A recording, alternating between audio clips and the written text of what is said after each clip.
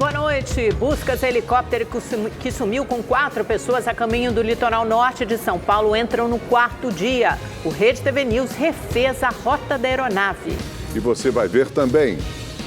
Para combater ações criminosas, Polícia Militar do Rio de Janeiro anunciou ocupação da Cidade de Deus, na Zona Oeste, por 24 horas. Começam a valer as novas regras para os juros do rotativo do cartão de crédito. Agora a dívida pode, no máximo, dobrar. Agora no Rede TV News. Vídeos de câmeras de segurança registraram os últimos momentos dos 4 jovens que morreram dentro de uma BMW na rodoviária de Balneário Camboriú, no litoral de Santa Catarina. A suspeita é de intoxicação por monóxido de carbono. Nas imagens é possível ver o carro chegando à rodoviária com os vidros fechados pouco depois das 3 da manhã, na madrugada do dia 1º de janeiro. 2 ocupantes desembarcam e caminham em direção à calçada. Gustavo Elias, de 24 anos, se apoia numa pilastra. Ele conversa com um dos passageiros e abre os braços como se estivesse buscando ar. Tiago Ribeiro, de camisa preta, aparentemente menos tonto, vai à rodoviária. Ainda estava escuro quando Tiago aparece carregando a namorada Carla Aparecida dos Santos, de 19 anos, que também estava no veículo. Pouco depois das 7 da manhã, as imagens mostram as ambulâncias do SAMU chegando ao terminal. Os socorristas tentam abrir o carro para retirar os jovens. Cerca de 15 profissionais realizam manobras de reanimação. As mortes foram confirmadas 40 minutos depois. Além de Gustavo Elias, Tiago Ribeiro e Carla Aparecida, o adolescente Nicolas Kovaleski, de 16 anos, também estava na BMW. A Polícia Civil não encontrou sinais de violência nas vítimas.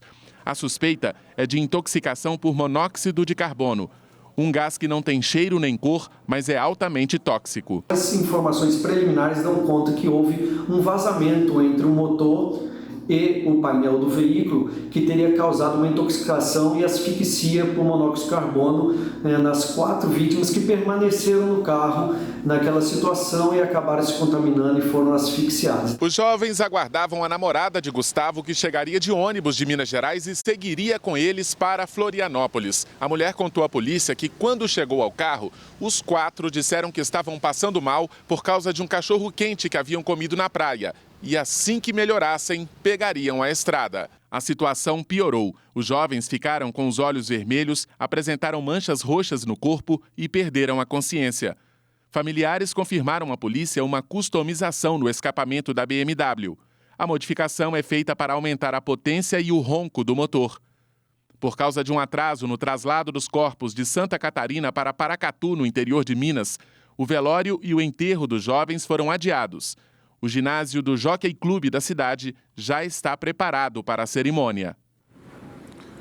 Uma pessoa morreu e 15 ficaram feridas em um acidente entre um carro e um ônibus na rodovia 001, no Distrito Federal. Imagens capturadas por uma das câmeras do ônibus mostram o momento em que a caminhonete surge na contramão e bate de frente. Em imagens feitas por outra câmera, é possível ver que o veículo atravessou 3 faixas da pista, cruzou o canteiro e invadiu a pista contrária. As causas do acidente ainda não foram divulgadas. O motorista da caminhonete, identificado como Valdivaldo Cândido da Costa, morreu no local. O corpo foi enterrado hoje. Ele era mestre de obras e faria 52 anos amanhã. Um caminhão foi atingido por um trem em Ponta Grossa, no Paraná. As imagens de câmeras de segurança registraram o momento em que a locomotiva acerta a carreta em cheio. Apesar da batida forte que atingiu a carga, ninguém ficou ferido. Equipes da concessionária que administra a ferrovia foram até o local para avaliar estragos e liberar a via. A Polícia Militar do Rio de Janeiro vai ocupar a favela da Cidade de Deus por 24 horas. Os agentes estão à procura de criminosos, armas, drogas, carros roubados e clonados. Os moradores da Cidade de Deus, comunidade da Zona Oeste do Rio, foram surpreendidos com a ação da Polícia Militar hoje cedo. A PM anunciou que vai ocupar a região por 24 horas. Com apoio de veículos blindados, os agentes avançaram pelas ruas da região. Criminosos incendiaram barricadas para dificultar o acesso e os policiais precisaram remover os obstáculos. Segundo a Polícia Militar, a Cidade de Deus é uma das bases da maior facção criminosa que atua no Rio de Janeiro. Os agentes estão à procura de bandidos, armas, drogas, além de carros roubados e clonados. Até o início da tarde, um homem tinha sido preso. Os agentes também apreenderam um radiotransmissor, além de 45 tabletes e 95 trouxinhas de maconha. Por causa da operação, a Clínica da Família e o Centro de Saúde da região tiveram o atendimento suspenso. E também no Rio de Janeiro, a polícia tenta identificar os criminosos que sequestraram um ônibus na noite de ontem. O repórter Tony Vendramini está ao vivo, tem as informações sobre o caso. Tony, boa noite. Não é brincadeira, né? Normalmente você até ouve falar em sequestro de alguém, ou sequestro de um carro, sequestro relâmpago. Agora é sequestro de um ônibus. Isso realmente é novidade. Exatamente. Boa noite, Amanda. Boa noite, Augusto. Boa noite a todos que nos acompanham. Esse crime aconteceu por volta das 10 horas da noite e já nas proximidades da rodoviária do Rio. Um ônibus com cerca de 20 passageiros chegava de Angra dos Reis e parou em um sinal. Nesse momento, um dos bandidos rendeu o motorista com uma arma. Outros 2 homens subiram e começaram a roubar os pertences das vítimas. Os criminosos exigiram que o motorista voltasse no sentido zona oeste e um deles chegou a disparar um tiro contra o teto do ônibus para intimidar os passageiros. Depois de um trajeto de 16 quilômetros, os bandidos desembarcaram na altura da favela Kelsons, na Zona Norte, e fugiram. Na delegacia, as vítimas contaram que os criminosos eram muito agressivos e chegaram a ameaçar matar quem não entregasse o celular e a carteira. Amanda, Augusto. Obrigado, Tony. E foi preso em Taboão da Serra, na Grande São Paulo, mais um suspeito de ter participado do assalto à mão armada contra o cardiologista Roberto Calil Filho, que é médico do presidente Lula. Entre as atualizações é a repórter Valéria Luizetti, que está lá na delegacia acompanhando o caso, né, Valéria? Boa noite para você. Pois é, boa noite, Augusto, Amanda e a todos que assistem ao Rede TV News. Nós estamos aqui no Departamento Estadual de Investigações Criminais, o DEIC, para onde foi trazido Carlos Henrique Santana, um dos suspeitos de participar do assalto ao médico Roberto Calil Filho.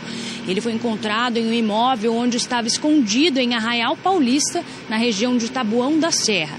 Conhecido como Catota, ele já tinha passagem na polícia por furto e teve a prisão preventiva decretada. Ele foi preso ontem por um caso separado de porte de munição para arma de fogo, mas o mandado de prisão preventiva pelo envolvimento de Catota no assalto do médico só foi expedido hoje. Ao ter o nome levantado no sistema, a polícia viu que ele era um dos suspeitos no assalto de Calil. Só relembrando que o caso aconteceu na manhã do dia 12 de dezembro de 2023, quando Roberto Calil foi surpreendido por 2 homens armados em 2 motos na garagem de seu consultório médico, que fica no bairro da Bela Vista, região central de São Paulo.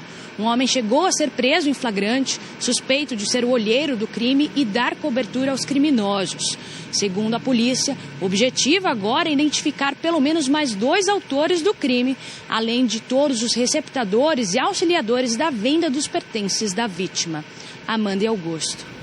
Obrigada, Valéria. Em depoimento à polícia, um adolescente de 16 anos afirmou que o influenciador Henrique Medeiros morreu enquanto os dois se relacionavam sexualmente no banheiro da casa da família dela, em Itapecerica da Serra, na Grande São Paulo. A vítima tinha 26 anos e teria consumido uma grande quantidade de drogas. Segundo ela, desesperados, a menina e os proprietários da casa enterraram o corpo no quintal. O corpo foi descoberto 5 dias depois. Por ser menor de idade, a jovem não foi identificada. Ela foi à delegacia acompanhada do pai. Ela é irmã da dona da casa, presa junto ao marido por suspeita de envolvimento na morte de Henrique. O delegado que investiga o caso aguarda o laudo para saber se o influenciador foi assassinado ou sofreu uma morte acidental. E olha, numa reportagem especial, nossa equipe sobrevoou hoje a região onde acontecem as buscas pelo helicóptero que desapareceu no litoral norte de São Paulo no último domingo. O tempo ruim também fez com que a rota de voo fosse alterada.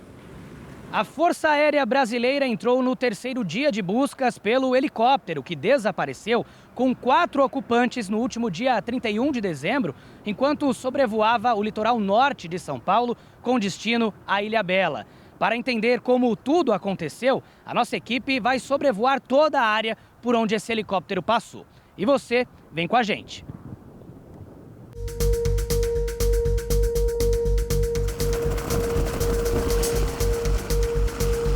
O céu fechado e encoberto com muitas nuvens em São Paulo já dava indícios do que iríamos encontrar no litoral. E alertada pelo piloto, a nossa equipe precisou mudar um pouco os planos. Por conta das condições meteorológicas, a nossa equipe vai fazer o percurso por uma rota alternativa com mais visibilidade. A rota exata, onde se concentram as buscas pelo helicóptero desaparecido, foi restrita para não atrapalhar a busca pelos desaparecidos. Desde o início dos trabalhos da Força Aérea Brasileira, já foram completadas mais de 20 horas de voo. O foco está nesta região de mata, entre Caraguatatuba, Salesópolis e Paraibuna. Segundo a FAB, a área total monitorada é de 5.000 quilômetros quadrados. A equipe responsável é formada por 15 tripulantes. O avião, equipado com sensores de detecção de calor, tem alcance de 360 quilômetros, tendo sistema de comunicação via satélite. Neste momento, a nossa equipe sobrevoa o município de Ilhabela, destino do helicóptero que desapareceu. Todo o percurso, desde a decolagem até o pouso, neste modelo, Robinson 44, leva em torno de 1 hora. Segundo a Agência Nacional de Aviação, a ANAC, a documentação do helicóptero desaparecido, emitido pelo Certificado de Verificação de Aeronavegabilidade, estava em situação regular, com validade até 2024. Porém, a aeronave não tinha permissão para realizar o serviço de táxi aéreo. Uma das possibilidades levadas em consideração é a de que o piloto tenha ficado sem combustível e caído. Até o momento, nem a aeronave, nem as vítimas foram encontradas. E a gente continua aí nessa ansiedade, aflição, na busca por informações. Agora é o repórter David Diogo, que está ao vivo no aeroporto Campo de Marte, na zona norte da capital paulista, de onde partiu a aeronave, e atualiza as informações sobre as buscas. E aí, David, alguma novidade sobre o paradeiro desse helicóptero, sobre as pessoas que estavam dentro, os passageiros? Amanda, até o momento o helicóptero não foi encontrado, infelizmente. Boa noite a você, Augusto, e a todos que nos acompanham. As buscas elas continuam ali na área de mata, considerada pelas autoridades de difícil acesso. O helicóptero que está desaparecido tinha autorização para voar, mas não tinha permissão para a realização de táxi aéreo. O piloto Cassiano Teodoro, de 44 anos, recuperou a licença do voo, mas também não tinha autorização para realizar o serviço de táxi aéreo. Segundo a ANAC, a licença de Cassiano foi cassada em 15 de setembro de 2021 por condutas infracionais graves à segurança da aviação civil. O piloto teria cometido evasão de fiscalização, fraudes em planos de voo e práticas envolvendo o transporte aéreo clandestino.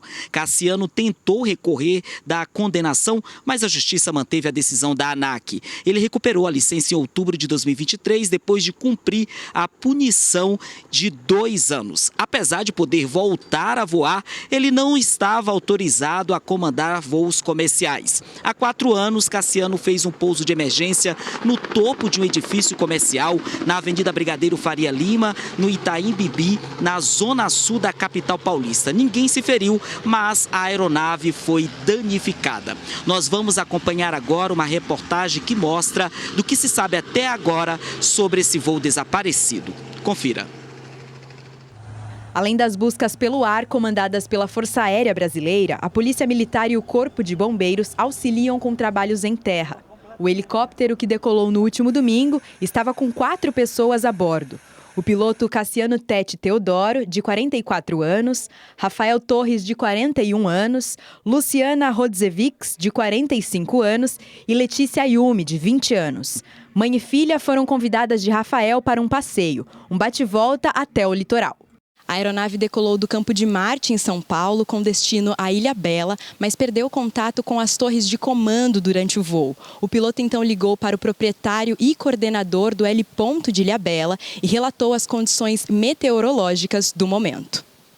Mas aqui onde eu estou não tem condição de subir. Porque não dá para subir, está tudo colado, estou com 44. Não estou conseguindo cruzar. Eu estou na fazendinha, mas não consigo cruzar, está tudo fechado, está colado. Um buraco em cima do heliponto. Oi? Tem um buraco em cima do heliponto, vem por cima. Fala mais alto. Tem um buraco em cima do heliponto. Tá bom. Ô Jorge, vou tentar ir por cima. Em entrevista exclusiva ao Rede TV News, Jorge Maron disse que as informações que repassou a Cassiano foram baseadas nas condições climáticas de momento em Ilhabela e não vivenciadas pelo piloto durante o trajeto. As ligações foram todas eu que fiz para ele de forma pelo celular. O tempo na ilha estava muito bom. O teto continuava a 5.000 pés, em torno de 4.500 a 5.000 pés, e o céu estava esburacado, tanto que eu mandei uma imagem para ele mostrando o céu, entendeu? No momento que ele estava na fazendinha. Então o tempo aqui estava muito bom. E é que acontece que as nuvens ficam acumuladas na serra. Como as serras são muito altas, as nuvens vêm e ficam presas na serra. E essa é a dificuldade que os pilotos têm para fazer o cruzamento da serra.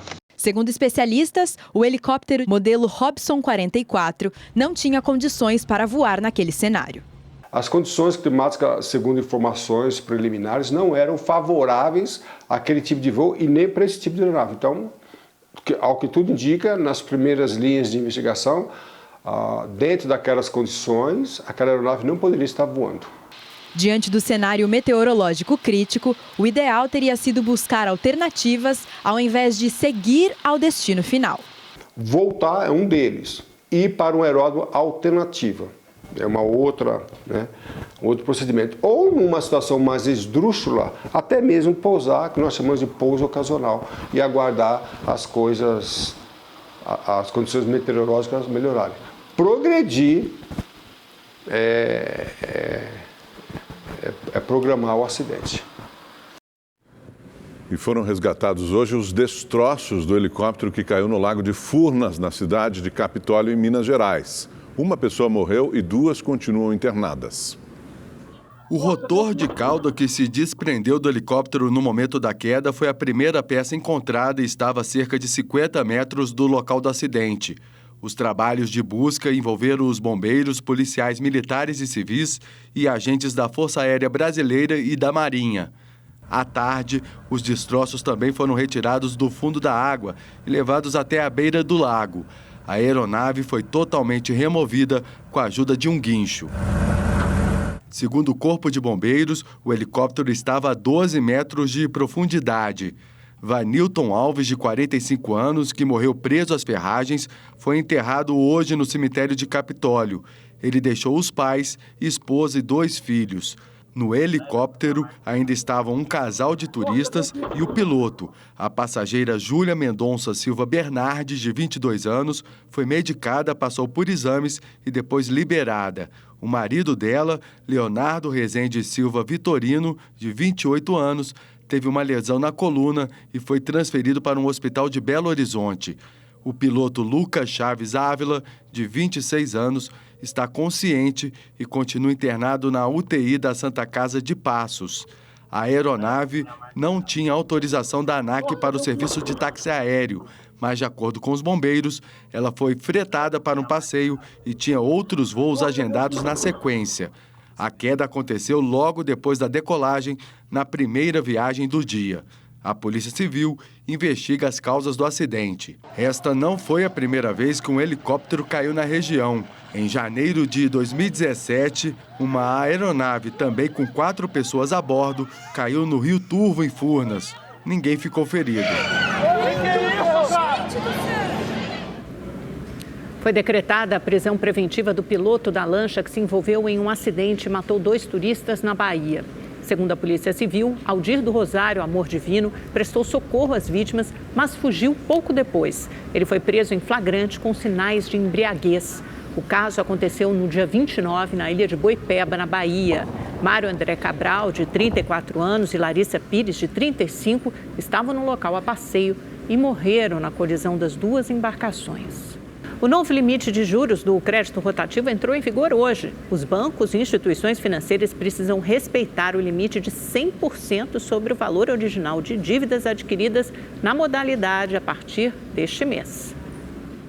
O carro era o sonho do Mike. Ele juntou as economias e completou o valor da compra com R$5.000 usando os limites do cartão de crédito e do cheque especial. A gente decidiu pegar um carro de 7 lugares, então era um sonho que nós esperávamos há um bom tempo. Mas o Mike se enrolou para quitar as parcelas. Começou o pesadelo. Acabou ficando um pouquinho além do que nós conseguíamos pagar, e aí acontece que você deixa um mês, daí deixa outro, e quando vê, fica difícil cumprir ali o que esperávamos fazer todos os meses, né, que era pagar essa dívida. Para esse especialista, faltou planejamento. O Mike se enrolou porque você não deve comprar as coisas por impulso. Você tem que saber quais são as suas receitas, quanto você tem de salário ou quanto o teu negócio te proporciona de receita.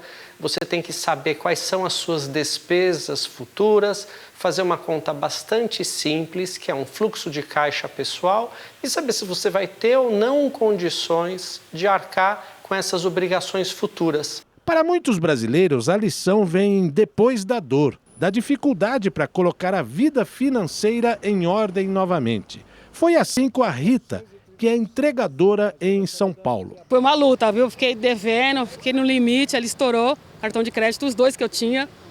Aí para se livrar foi difícil, tinha que fazer empréstimo no banco. A partir desta quarta-feira, a cobrança dos juros do crédito rotativo não pode passar de 100% do valor da dívida. A bola de neve ainda existe, mas agora ela tem um tamanho máximo. A reação dos brasileiros nas ruas é um misto de desconfiança e aprovação. Eu não vejo com uma boa perspectiva. Não vejo. Acho que isso vai trazer alguma consequência para a nossa inflação já já. Você acha que isso é uma pegadinha? Provavelmente.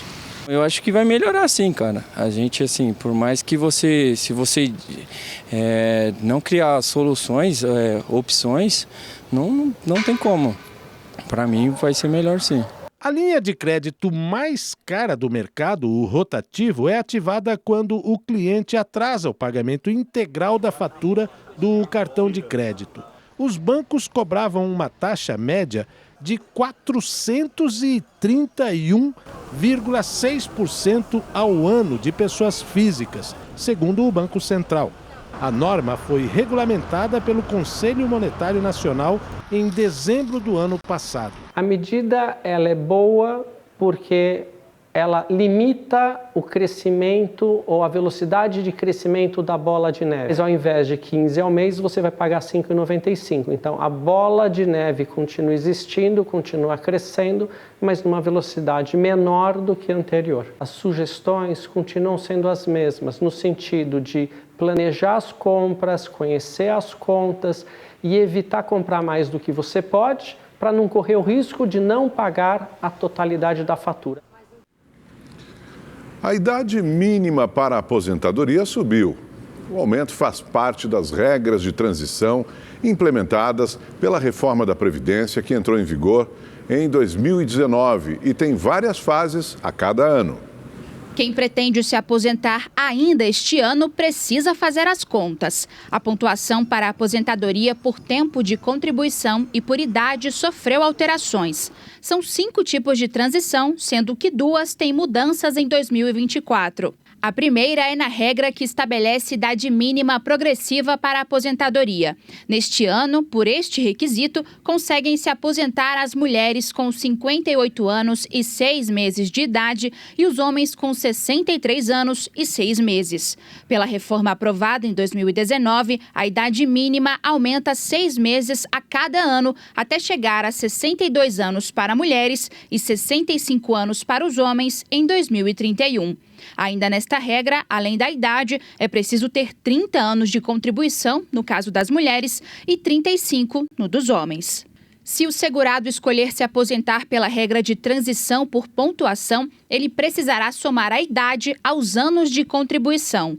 Em 2024, esta soma deverá ter o resultado de 91 pontos para as mulheres e de 101 pontos para os homens. Nos dois casos, o tempo mínimo de contribuição de 30 anos para mulheres e 35 para homens continua valendo.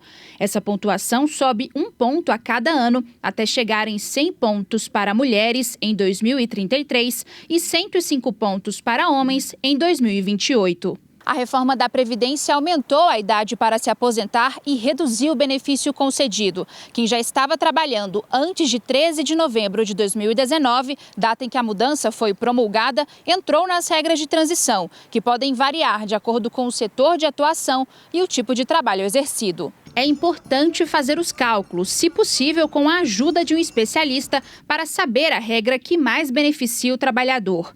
Por exemplo, servidores públicos, professores ou aqueles trabalhadores que têm adicional de insalubridade podem conseguir uma remuneração maior ou evitar ter o benefício recusado. É preciso olhar esses critérios. Primeiro, qual é o tipo de aposentadoria que essa pessoa deu entrada, se dentro desse período essa pessoa estava exposta ou não a algum agente nocivo ou periculoso, para se calcular o tempo, e se ele completou esse critério de tempo de contribuição, carência e idade. E como é que está a saúde dessa previdência para essa pessoa. Então, o que ela precisa fazer é observar se ela realmente tem todos os critérios para ganhar esse benefício. Caso contrário, precisa procurar um profissional que oriente, que possa fazer ali o planejamento, que possa verificar se ela realmente adquiriu todos os requisitos. O ministro da Previdência Social, Carlos Lupe, disse que a fila do INSS não vai acabar nunca. Na cerimônia de abertura do curso de formação dos novos servidores do Instituto, o ministro afirmou que o tempo de espera hoje é de 49 dias, 4 além do limite máximo estabelecido por lei. A meta para este ano, segundo Lupe, é reduzir para 30 dias de espera. Por que eu digo que nunca vai zerar? Eu nunca falei zerar. Porque todo mês entra de 900 mil, 1 milhão de pedidos iniciais. Então, a cada mês você vai rodando. Entra mais de 900 mil, 1 milhão de pedidos. Estava em torno de 80, 90, até 100 dias a média de conclusão dos processos. Caiu para 48, 49. Metade do que estava esperando até o final do ano passado. E eu quero, nesse ano, que entra em 2024, chegar à data de 30 dias de espera para a conclusão do benefício. O que quer dizer que no próprio mês que a pessoa dá a entrada, conclui o processo. Fala pra gente, teve uma escolha, né, das camisetas clássicas do futebol, as mais bonitas de 2023, e a camiseta do Corinthians foi escolhida. O que tem de especial na camiseta do Corinthians? É uma camiseta retrô, né? Uma camiseta muito bonita, feita essa eleição pelo site Classic Football Shirt. Esta camisa aqui com o símbolo, né, do clube que foi criado em 1913 junto com o clube, realmente uma camisa retrô. O Corinthians ficou entre os 10 primeiros colocados. As outras 9 camisas, tudo de equipes ou seleções europeias. Quer dizer, o Corinthians foi a única equipe brasileira entre as 10 mais bonitas. Lembrando que Leonardo Fojo, que criou esta camisa, um torcedor, numa votação de mais de 2.000 camisas na época, e essa camisa acabou sendo escolhida para que o Corinthians usasse. Rendeu bons frutos, né? Foi eleita realmente no jargão fashion. É vintage, exatamente. Achei bem bonita. É isso aí. Olha, a gente vai falar agora também de um caso que o Cuca, que acabou sendo condenado em 1989 lá pela Suíça, pela Justiça da Suíça, lá em Berna, né, por ter estuprado uma jovem mulher, menor de idade inclusive, junto com mais 2 pessoas. O Cuca, quando ele foi técnico do Corinthians, este caso voltou à tona, e o Cuca, para provar a inocência dele, porque quando ele foi julgado ele não estava na Suíça, ele estava jogando na equipe do Grêmio, então foi foi um caso em que ele não conseguiu se defender, ele pediu para que os advogados entrassem com um novo processo na justiça para tentar se defender, para reabrir esse processo. Mas, com certeza, a justiça não aceitou esse novo pedido do Cuca, porque realmente já tinha passado o prazo, esse caso já tinha sido encerrado, mas o Cuca tentou reabrir e, portanto, ele segue a vida dele agora no Corinthians. No Corinthians não, no futebol. Tudo isso está no nosso aplicativo, né, Fefão? Exatamente. Tudo isso no Rede TV Gol, que é muito fácil de acessar, www.redetvgol.com.br. Você pode baixar o aplicativo, é tudo de graça e realmente você não vai se arrepender porque tem conteúdos muito legais. Ficamos por aqui. Boa noite, Augusto. Boa noite, Amanda. Valeu, querido. O Ministério da Justiça e o governo do Distrito Federal vão assinar um protocolo de segurança para o dia 8 de janeiro, quando os ataques golpistas aos 3 poderes completam 1 ano. Quem tem as informações é a repórter Maria Ferreira, que está em Brasília ao vivo com a gente. Oi, Maria, boa noite. O que estabelece esse protocolo?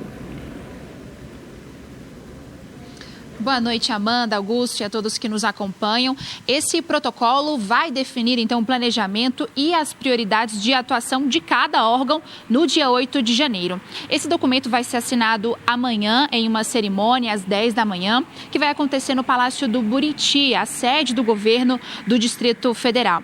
Nessa cerimônia serão entregues viaturas, armamentos, cartuchos, drones e outros equipamentos que vão aparelhar a segurança pública do DF. Segundo o Ministério da Justiça, serão investidos mais de 3 milhões de reais na segurança do DF só neste dia. Esses recursos vêm, então, do PAS, o Plano de Ação na Segurança, e também do PRONASSE, que é o Programa Nacional de Segurança Pública com Cidadania. O objetivo é evitar qualquer novo atentado e também garantir a tranquilidade durante as solenidades que vão ser realizadas aqui em Brasília para marcar essa data do 8 de janeiro. Tem evento marcado, então, no Supremo Tribunal Federal, no Congresso Nacional e também no Palácio do Planalto. O intuito dessas cerimônias elas vão destacar, na verdade, o triunfo da democracia diante da tentativa de golpe que aconteceu em 8 de janeiro do ano passado. Eu volto com vocês. Perfeito, Maria. Obrigado. As fortes chuvas que atingiram o Distrito Federal provocaram estragos em várias regiões administrativas. Na Vila Cauí, região administrativa a cerca de 15 quilômetros de Brasília, várias casas foram inundadas. O Corpo de Bombeiros esteve no local para auxiliar os moradores durante a noite desta terça-feira. Hoje pela manhã ainda choveu forte e várias ruas ficaram alagadas.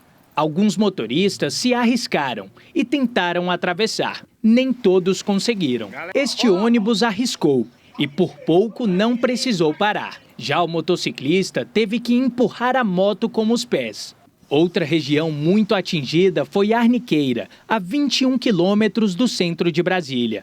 A água destruiu ruas e provocou vários pontos de alagamento. Alguns carros caíram em buracos e ficaram atolados. Este carro preto ficou preso e precisou ser puxado com a ajuda de uma corda. Apesar dos prejuízos, segundo os bombeiros, ninguém ficou ferido. O Instituto Nacional de Meteorologia emitiu alerta de chuvas fortes até amanhã. E o Igor Silveira está aqui para falar do tempo para a gente. Boa noite para você, Igor. O que está causando tanta chuva assim? Vamos lá, boa noite, Augusto, boa noite, Amanda, boa noite para você que está em casa. Olha só, o grande responsável por toda essa chuvarada é a Zacas, que é a zona de convergência do Atlântico Sul, que é um corredor de umidade que atua entre a região norte, o centro-oeste e também o sudeste. Por isso essa chuvarada, viu? Agora, em Vitória, no Espírito Santo, amanhã o tempo até fica abafado, só que tem previsão de chuva, olha, máximas de 29 graus. Em Belo Horizonte também não muda nada, a chuvarada por lá continua e a máxima não passa dos 25 graus. No Rio de Janeiro, 35 graus, o sol aparece, só que tem previsão de chuva e ela vem acompanhada de trovoadas. Em São Paulo, o sol aparece entre nuvens, só que à tarde, olha, chove bastante. A máxima não passa de 26 graus amanhã e na sexta-feira e 28 graus no sábado. Então, é bom preparar o guarda-chuva porque vai chover bastante, viu? Amanda, Augusto. tranquilo. Tempinho tranquilo. Obrigada, Igor. Obrigado, o Rede Igor. TV News fica por aqui. Uma ótima noite para você. Até amanhã. Até amanhã. Boa noite.